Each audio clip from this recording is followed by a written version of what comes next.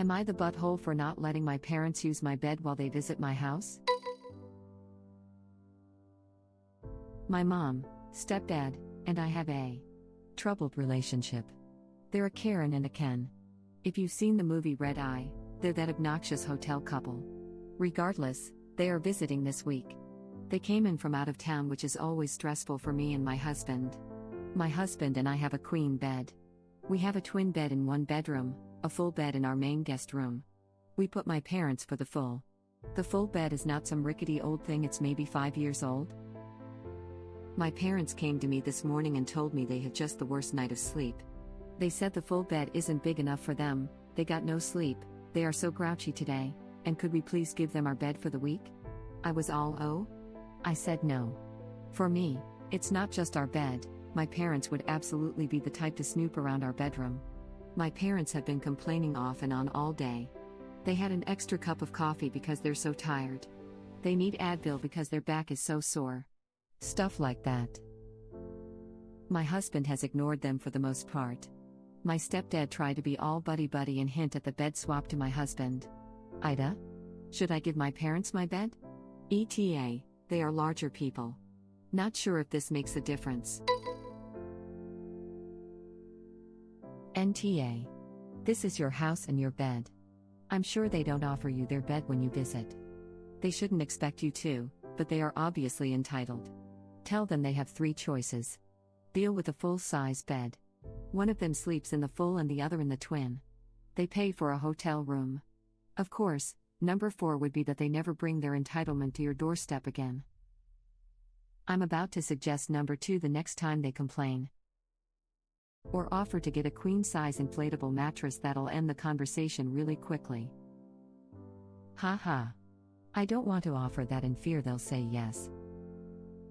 If they do, and you're not them because they have reprehensible business practices, go to Walmart, not even kidding, though don't tell them these details, and pick up their queen-size camping air mattress that comes with a pump for something like $30. I don't believe batteries are included, can't remember, but I don't think so.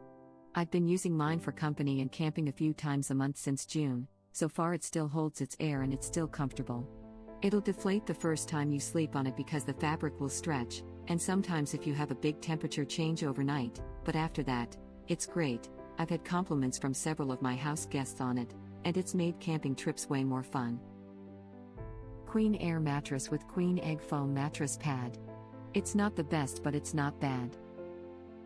I have a gigantic queen size I got from Walmart for $72, but this thing is like 2 feet high. To the best of my knowledge, they all come with a plug, so you just plug it in and it inflates. I know my old, smaller queen size did too. No, camping mattresses normally don't come with any kind of pump. I know Walmart in my area sells camping mattresses queen size for $10 and $5 or $6 for a pump to blow it up. Foot pumps are cheaper, only a couple dollars. So for $16 a low on the floor cheap mattress would be worth the look on their faces, haha. I think they are referring to an Intex bed. It's got a built-in pump and are anywhere from $50, $90 depending on the bed. We have several and they are very comfortable. Intex is the brand I was referring to. They have models with and without built-in pumps. The camping models do not have a built-in pump. It's not built in, it's included in box. Batteries aren't. I will see if I can find it online since going to Walmart today isn't happening. I know what you're talking about. We have one that fits our truck bed and came with a mint-colored pump that had a regular plug and a truck plug, and we definitely didn't pay over $50 for it, and it was all included in one box. These do exist. I had one that was also really high off the ground. Like if a mattress were on top of a box spring and a frame type height. It was from Walmart, full size with a built-in pump where you just flip the switch on and off. Thing was like $50 and lasted 2 years until I elbowed a hole into it laughing out loud. How pointy are your elbows? I have one like that too. It's great. The first night stretch sounds like some real r/malicious compliance. Reddit link. I would look up the cost of a nice air mattress and say an air mattress costs X dollars if you want me to drive you up there so you can pick one up. Make it clear that if they want one they can pay for it. I like this suggestion. Great way to word it, A-okay. They can do option number 2 if they complain. If they're larger people, as you say, don't bother with air mattresses. I'm 220 pounds, 43 female, and all of the air mattresses I've ever tried have been hell on my body, not enough support. They just need to buck up. I'm larger too and have trouble sleeping away from home because my back is pretty sensitive to mattresses, but I would still never try to pressure my host into giving up their bed for me. It's just rude and entitled and terrible. Don't give in to this behavior, please. My dad has one that was $70. Better than letting them sleep on your $200 plus mattress and snoop in your bedroom. $200? That surely isn't the price of a good mattress in the US, is it? I'm in Ireland. We bought our first bed last year. It was €1,200. The mattress itself was more than half that. Now it's definitely more expensive than the average bed, in saying that it's definitely not the top price point either. There was a lot of options more expensive. You cannot get a quality mattress for $200 in the US. But sometimes. I got a $2,000 mattress for $200 on Sears.com. 90% off because it was really old stock or something to that effect. It was one of those finds that you have to brag about it, so anytime people randomly talk about shopping for mattresses, I have to impulsively tell people about it. Agree, mine was about $1,700. They probably meant $2,000. Is it a money issue? Because honestly, my brother has a queen-size Serta that he uses for family when they come to visit. I have a queen-size luxury aero bed that almost sleeps like a bed. They are easy to stick in the closet when company is not there, and you know you have a comfortable option when visitors come. I have back/neck issues, though, so I always try to provide the best that I can afford. No. If they want to buy one, they're old enough to figure that crap out on their own. Just print a list of hotels in the area and lay it on the bed with a glass of water and some Advil, along with a map for how to reach the second empty bed in your house. I appreciate your wicked brain. My favorite quote from Poltergeist. You know he won't take go to hell for an answer. So what are you going to do? I'm going to give him directions. Yep. Sometimes when people won't take go to hell for an answer, you just have to give them directions. This. All day this. My boyfriend and I actually take advantage of this kind of offer. Number 2, when we stay with friends and relatives anyway.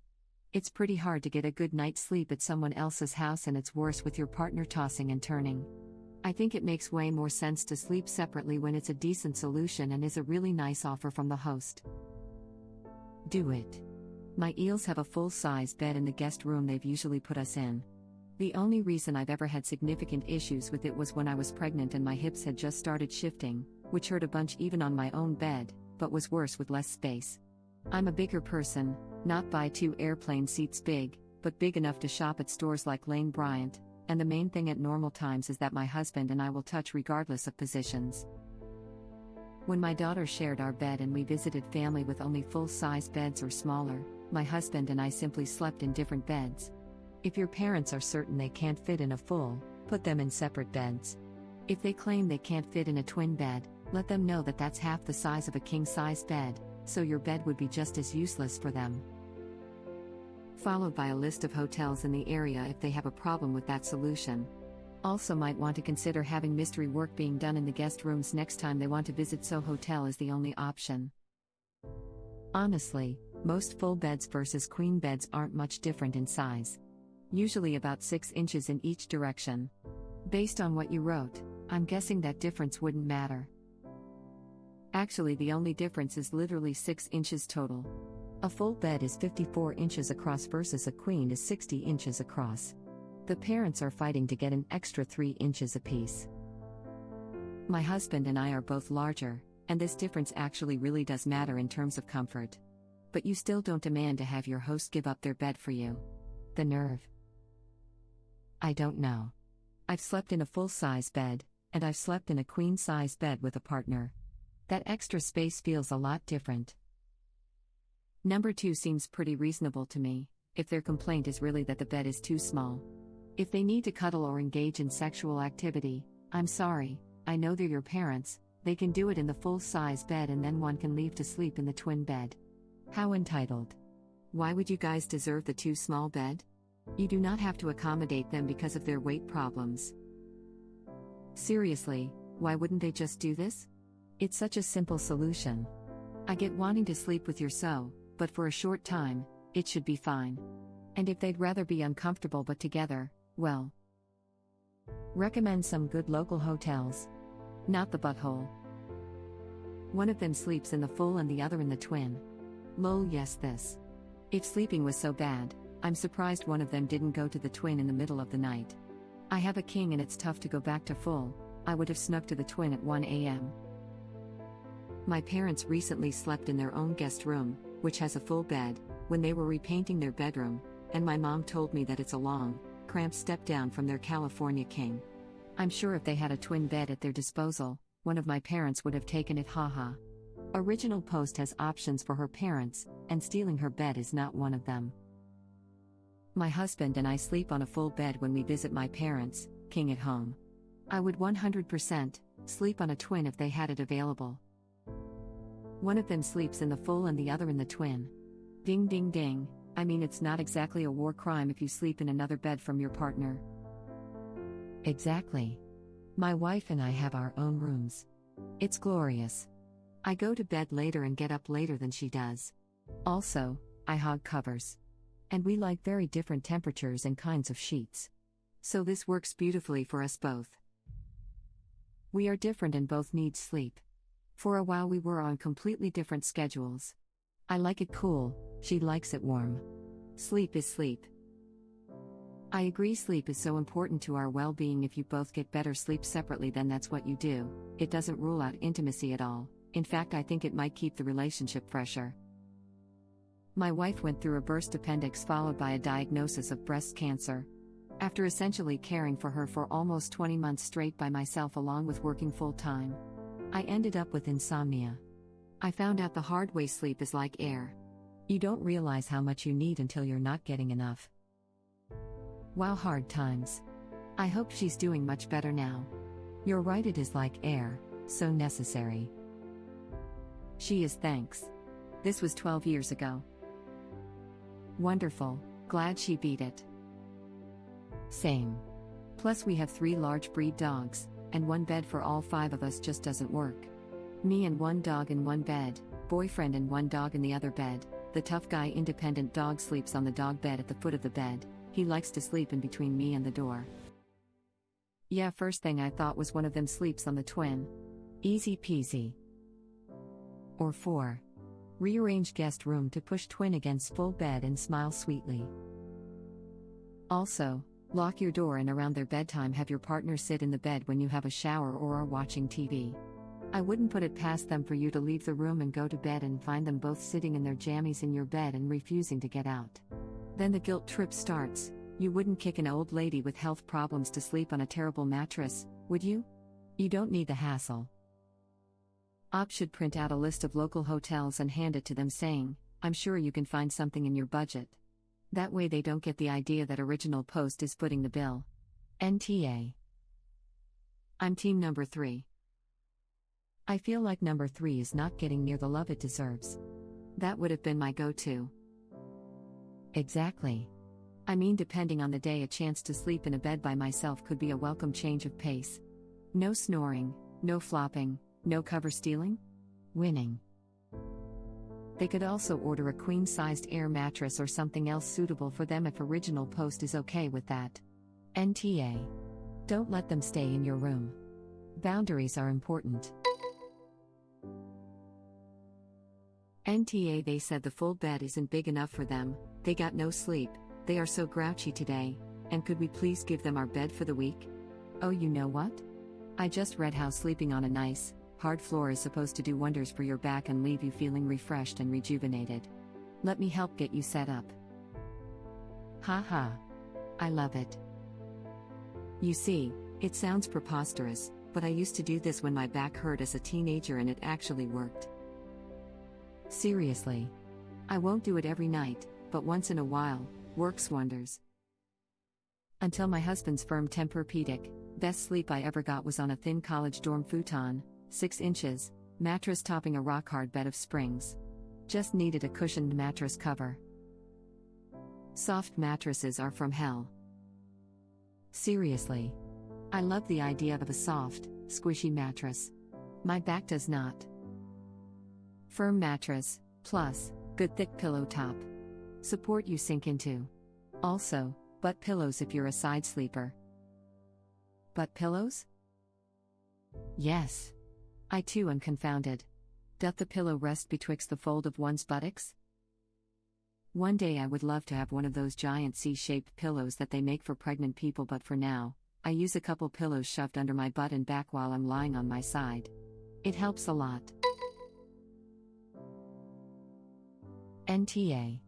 If the bed isn't big enough for the two of them, one of them can go in the twin. NTA. This. Love your username. If it's not big enough, could you move the twin next to the double so it's one huge bed? If not, one of them can use the twin while one gets the double. Or if the issue is comfort, then just invest in a mattress topper. I've got a memory foam one for mine that was like $30 and it's beautiful. It's not the bed. It's the lack of stuff to stick their noses into. Yeah, nah, F that. Op shouldn't have to rearrange her bedrooms to accommodate them. Only a selfish butt would even allow that as a visitor. If they had a great relationship maybe, but not the way it is. They could just have a bedroom each. Like, I get what you're saying, but I don't think that would make them happy anyway. Someone has been playing Minecraft. NTA. They can have one on the double and another in the twin. Or, if the accommodations are not to their liking, they can get a hotel. They're buttholes for demanding your bed. Your marriage bed. Yeah, I would never let my parents sleep in the bed that I F in, just the thought gives me the heebie-jeebies. Can you even imagine them demanding to take your bed though? Thankfully my parents are sane people and this would never even occur to them. Thank you for watching. If you like our videos, please like them on YouTube. And share them with your friends. Please subscribe to be the first to know about Red Rabbit Reader's new videos. We welcome your comments below. Another of our videos will begin shortly.